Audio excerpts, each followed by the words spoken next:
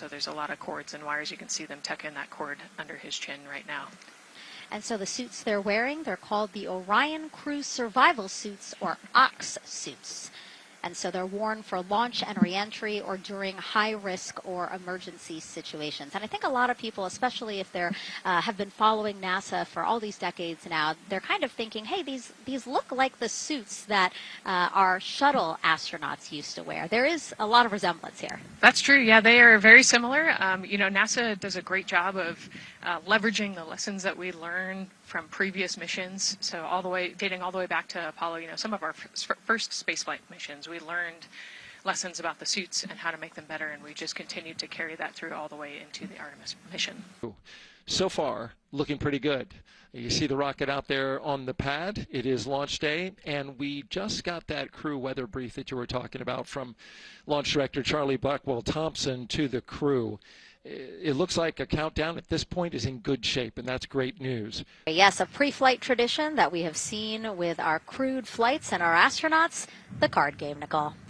Yeah, you know, this is a fun time for the crew. Kind of relax a little bit, play a card game with the chief. You can see Scott Tingle there is the dealer today. Looks like they're playing high card wins. So Victor won. He's out. Now Jeremy's out. You know, there are two schools of thought on this game. Either you want to get rid of all your bad luck or go out on a high note. So it looks like the crew chose we're going out on a high note. And, you know, I think one of my favorite parts when I talked to Reed about this is he was just excited to play a game with his old boss from Naval Test Pilot School. So once again, his boss today. Yeah, and I love this part of the tradition because this is when, again, you usually see them like, yeah, laughing, but very focused still. But when they get to this table, laughs, high fives, smiles, just really a brief moment of levity in what can be and will be a very long day for them. And here they are, NASA's Artemis II crew. Commander Reed Weissman, pilot Victor Glover, and mission specialist Christina Cook and Jeremy Hansen taking their first steps outside for their historic test flight. To a wonderful applause from the crowd.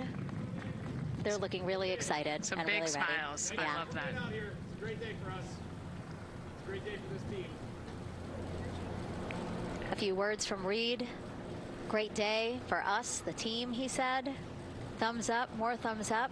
Of course, a lot of pictures. We hear some camera shutter clicks back there. I love the energy of this crowd. Let's go. And so now the crew walking over to each of their pens. The first people closest to them, of course, their family members who got to quarantine with them, correct? Yes.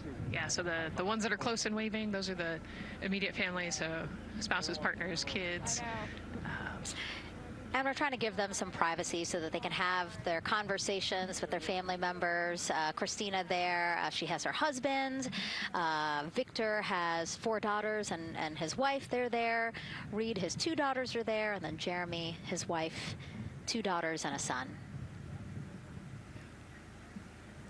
You know, when you were standing in their shoes, Nicole, when you flew for Crew 10, what were you kind of talking about? Like, did you really think about this moment and what you might want to say? You know, they've all already done their real goodbyes, you know, in person. And so this is more just kind of, again, that last chance to wave, last chance to get one smile. You know, you see Christina there smiling. So this felt much less heavy and just, you know, waving and maybe cracking a joke or something, saying hi. So this was a really, really great moment for our crew.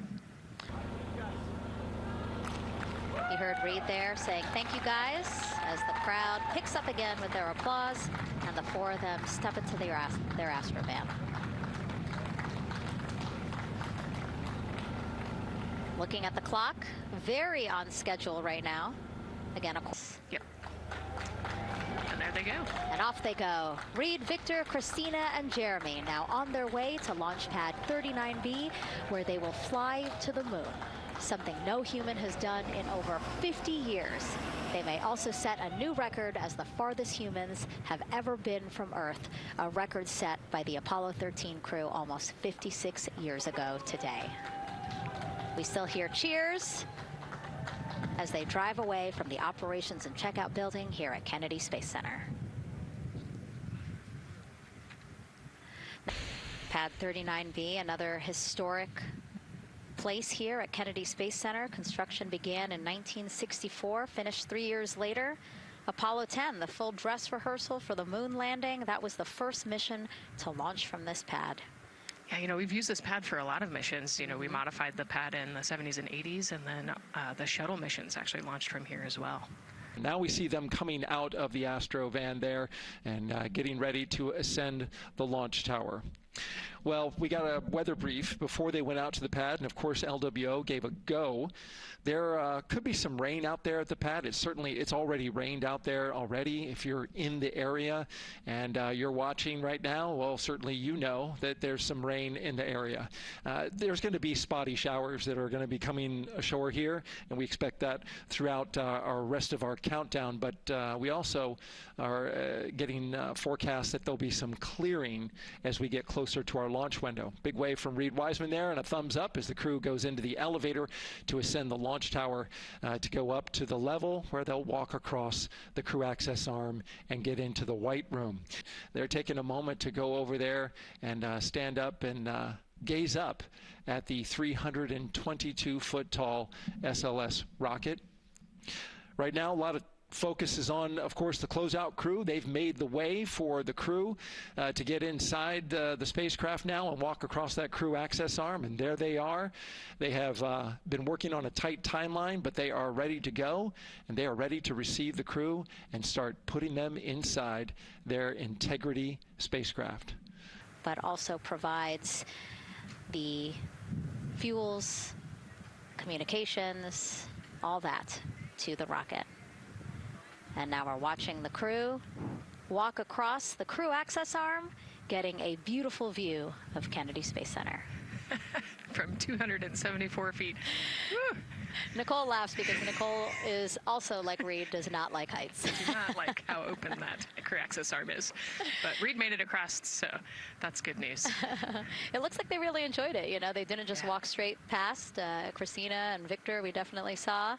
Some thumbs up there, looking too. out, yep, that crew access arm. And then Reed, he knows where that camera is.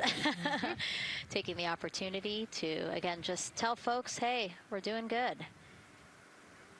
Ready for it. Yeah. And it looks like they're actually probably signing their patch. Yeah, there's a wall with patches there, and so each crew signs when they get up for their launch. And so this is probably actually the first time a crew is doing this in the white room of Launch Pad 39B. Don't quote me on that, but I think the signing started with the commercial crew program. So there's a lot of that in the white room over at 39A. But again, this is 39B. Yep. And so now in this room here, the white room, again, we will see the crew don or put on their communication caps again, their helmets, their gloves, and remove coverings that they had on their shoes. Yeah, so they want to protect the suits while they're walking out and up to the white room, and now they'll finish reassembling those suits. Put the boots on, put the gloves on. You can see they're working their comm caps now, and they'll work the helmets eventually as well. And so as we watch this process unfold, why don't we take a couple of questions from you guys? What is the most difficult thing about preparing for a flight? Nicole, that question's obviously for you. Ooh, this is a great question. I think we get such good training. This crew's been training for years. And so they know this rocket and this capsule inside and out. They know all the dangers. They know how to react to anything. So I actually think, preparing your support system and your family, I think launch day is actually tougher for your family than it is for you. And we've heard the crew talk about the difficult conversations that they've had with their family to prepare for this historic test flight. And so I think, the closer and closer you get to the rocket, the fewer and fewer things from Earth you keep. They left their suitcases at crew quarters this morning. They left their cell phones, their laptops, everything. And so you are just a human in a spacesuit about to get on a rocket with all of your loved ones watching. And I think that can be probably one of the most difficult parts about today. And it looks like we're getting ready to ingress here. Yep, thumbs up from Reed. Everybody configured with their suits, and so in we go. They actually get inside by walking backwards. That's the easiest way to get in, right, Nicole? Yeah, so he will step down right over the flywheel or the exercise equipment that they've got in there. We'll talk to that in a second. And then you actually step down right on top of the toilet area backwards. You can see him going now. Oh, and he's already turned around and walking in. You can see Dre's protecting his helmet and his visor there from all that metal. Yeah. It's a tight squeeze, but they've done this a lot, so Reed's already all the way across the capsule. Yeah, that was fast. Impressive, Reed. Impressive. That's why you're the commander. Oh, a heart there from Jeremy again. Yep, Canada. Yeah. Canada is about to get into Orion. Yeah, you know, this is the first time in over half a century that we're sending people back to the moon, and everybody is excited about it. You know, kindergarten to congressmen and all over the world, everyone is ready for today and excited to see this launch. And so here we are again, still inside Orion with the closeout team, putting some final touches on, it looks like Victor's configuration there. Again, making sure that his harness is set and that he's connected to cooling, he's connected to communications, and he's connected to any other umbilicals that he needs to be connected to for Orion. We'll ask about whether there's a launch button. There certainly is Houston not. Flight and Rock, our new T0 is 223512. Houston flight copies. Rock copies. 223512. Affirm. There you heard confirmation of the exact T0, 6:35 and 12 seconds p.m. Eastern Time. Again, our T0 is 6:35 and 12 seconds p.m. Eastern Time. But as I was saying, there's no launch button. This is autonomous.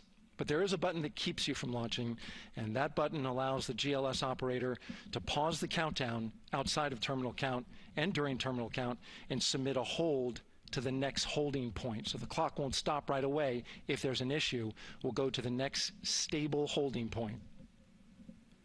This is how GLS configures the rocket and ground systems to a stable point where they can stop the countdown if that's needed. But right now, we are counting down. Our next big milestone, looking to retract the crew access arm. GLS is go for crew access arm retract. And there you see the crew access arm moving away.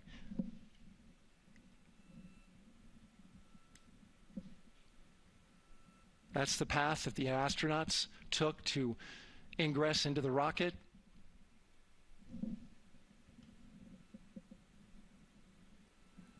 Until this point, that was their way off the pad if they needed to evacuate. But now with that arm retracting, the backup transitions to a launch abort system, and they'll begin arming that shortly.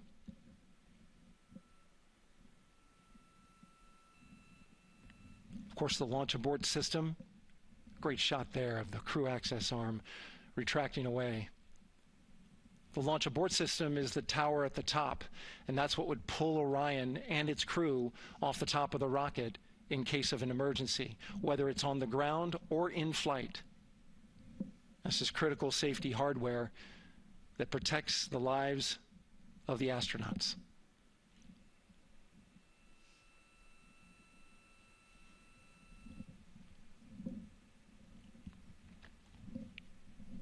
Starting at T-minus 6 minutes, the GLS will start bringing that and other high-energy systems online, starting with core stage pressurization.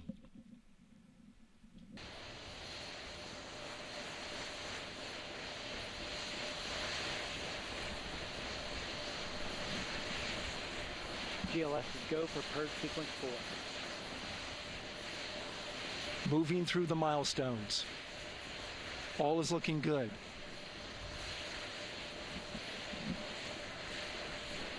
Coming up in just a few seconds, we're going to get that thrust vector control actuator test. This is a gimbaling of the engines.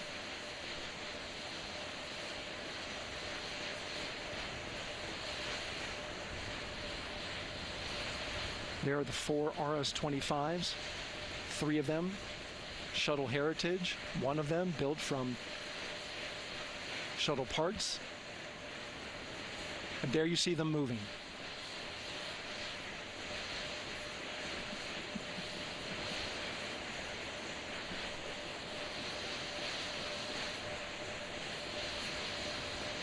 Now we're going to start moving the power from both the upper stage and the lower stage of the rocket to internal, taking ground power away and now going to battery power. GLS is go for upper stage to internal power. All right, power is removed from the rocket's upper stage, the ICPS, and it's been switched to battery. Same milestone for the lower core stage coming up at T-minus 1 minute and 30 seconds. Right now, the 4-person Artemis II crew is 248,000 miles away from the moon. And if all goes well, they will fly by it in 6 days. GLS is go for core stage to internal power. All right, there's the rocket's core stage, which houses 3 flight computers, is now on its own power. There's no more hold time because there's no more margin on these batteries. So we would have to recycle back to T-minus 10 to recharge if we had a hold.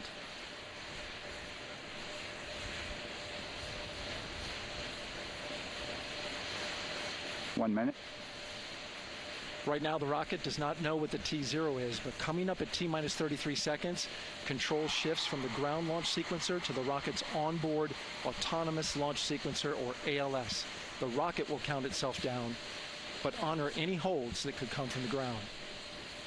Now, shortly after liftoff, Houston will take control of the rocket, and my colleague Gary Jordan will take over commentary. GLS is go for ALS. Great call out. The rocket is on its own. 4 brave explorers ready to ride the most powerful rocket NASA has ever launched. Sound suppression water is flowing. 15. And here we go. 10, 9, 8, 7. RS-25 engines lit. 4, 3, 2, 1. Booster ignition. And liftoff. The crew of Artemis II now bound for the moon. Humanity's next great voyage begins. Good roll pitch. Roger, roll pitch. Houston now controlling the flight of Integrity on the Artemis II mission around the moon. Integrity, AMT high. AMT high. On time passing 30 seconds into the flights. Integrity passes the alternate MECO. Target milestone. Mission Control Houston seeing good performance on the 4 main engines. Space Launch System core stage. Integrity, 3 miles in altitude. Traveling more than 1,200 miles per hour.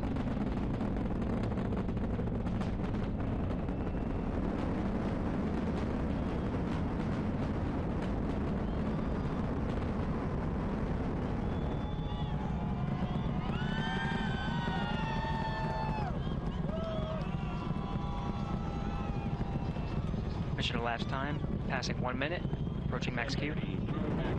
On, Ponce de Leon. Stan, we have you loud and clear on Ponce de Leon. Have you the same? Communication signal transfer confirmed as Integrity and its crew go supersonic. Approaching 90 seconds into the Artemis II mission. Integrity is 14 miles in altitude, 8 miles downrange, traveling more than 2,600 miles per hour.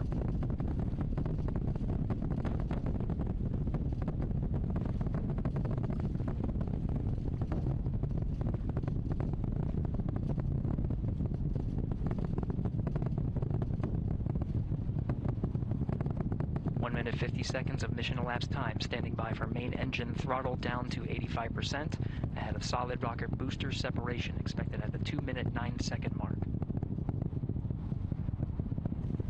We see throttle down.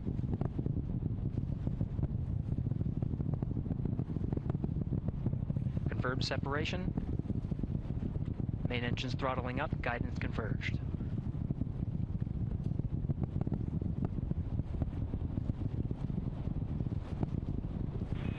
Integrity, guidance converged, performance nominal, upper stage RCS ready. Copy all, Stan. Integrity, SM priming complete. SM on private complete. 2 minutes 45 seconds of mission elapsed time into the Artemis II mission. Thrusters on integrity and upper stage confirmed in a ready state ahead of service module fairing separation.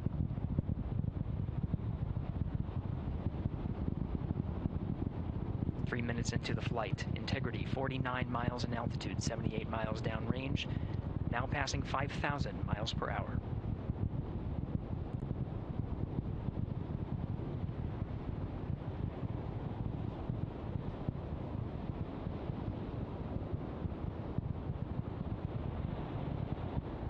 Standing by for launch abort system jettison.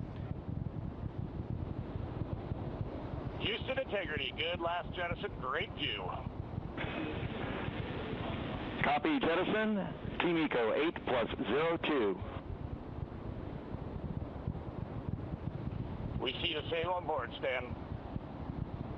And Houston has you loud and clear on Tigris at the Carmen line. Outstanding, Stan, we have you the same. 3 minutes 50 seconds into the flight of Artemis II, Wiseman, Glover, Cook, and Hansen cross the boundary to space with good comm checks.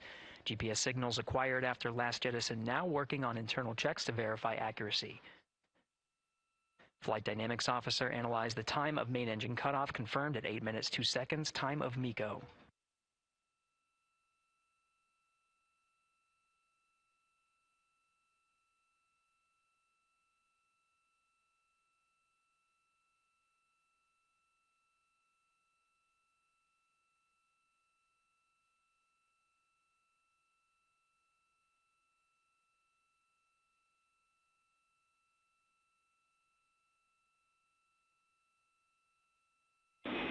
Integrity, GPS processing.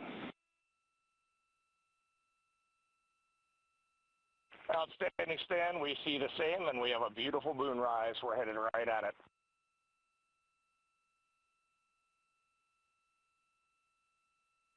Approaching 5 minutes into the flight, Commander Reed Wiseman confirms he has visuals of his destination. GPS guidance, navigation, and control software finishes internal checks and sends to navigation channels. Integrity, 3 engine press. 3 engine press. On time, now passing 5 minutes 20 seconds of mission elapsed time into the Artemis II mission. At this point, 3 good main engines are all that's needed to carry integrity to a nominal main engine cutoff target. Though at this time, we're seeing 4 good engines here in Mission Control Houston. Integrity, 75 miles in altitude, 330 miles downrange, approaching 10,000 miles per hour.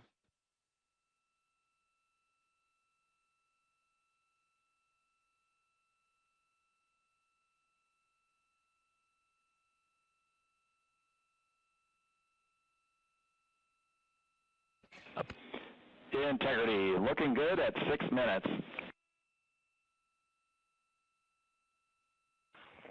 Same on board, Stan. Good trajectory and engine performance. Booster officer will soon report the shutdown plan to Flight Director Judd Freeling, expected at the 7-minute mark.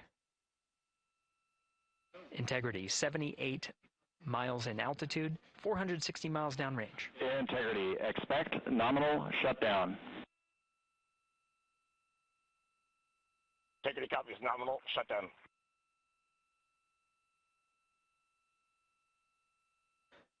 Six minutes 40 seconds of mission elapsed time. Shutdown plan is as expected. Again, the time of MECO was confirmed at 8 minutes 2 seconds into the flight.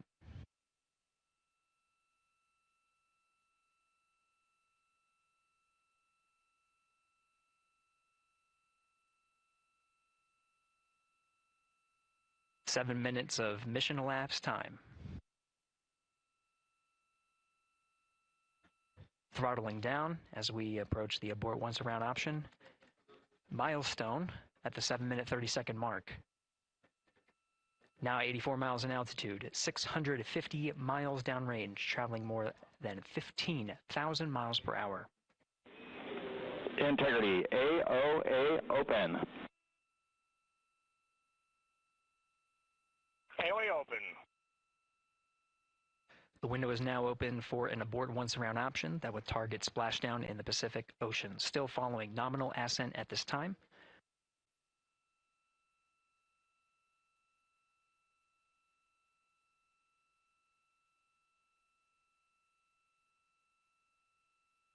About 10 seconds remaining until the main engine cutoff of the Space Launch System core stage. Standing by for confirmation of MECO and core stage separation.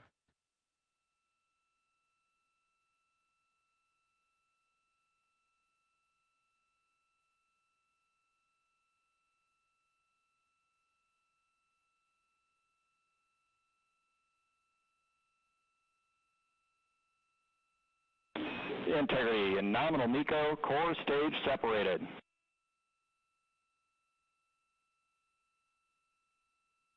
We see the same on board, Stan.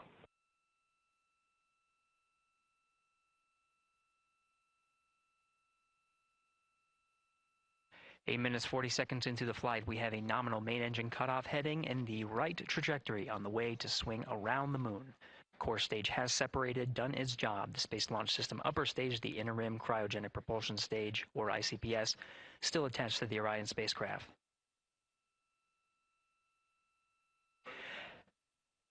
Nine minutes of mission elapsed time. Integrity crew of Reed Wiseman, Victor Glover, Christina Cook, and Jeremy Hansen now in orbit around the Earth at the beginning of their journey to the moon.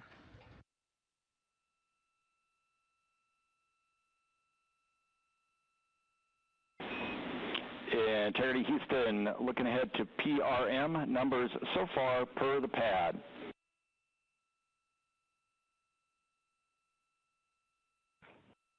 Copy that, Stan. Numbers for the pad.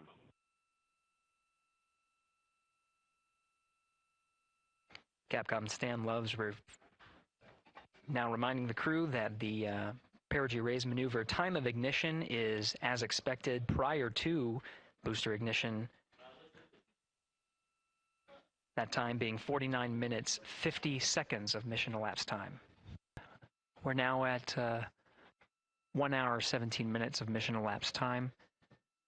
We got confirmation that the upper stage and Integrity began a thermal roll. They are on the illuminated side of the Earth right now at an altitude of just a little more than 1,000 statute miles. The thermal roll allows for even distribution of heating from the sun at that altitude. Distributes it a little more evenly ahead of the apogee rays burn.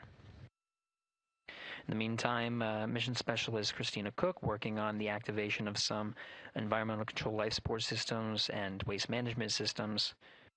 Currently, as teams on the ground analyze some troubleshooting of the activation steps that she was going through, she'll gather some of the backup waste management capabilities that they have aboard Integrity, just as a precaution while the teams assess how to address what was reported down from mission specialist Christina Cook on the fault light.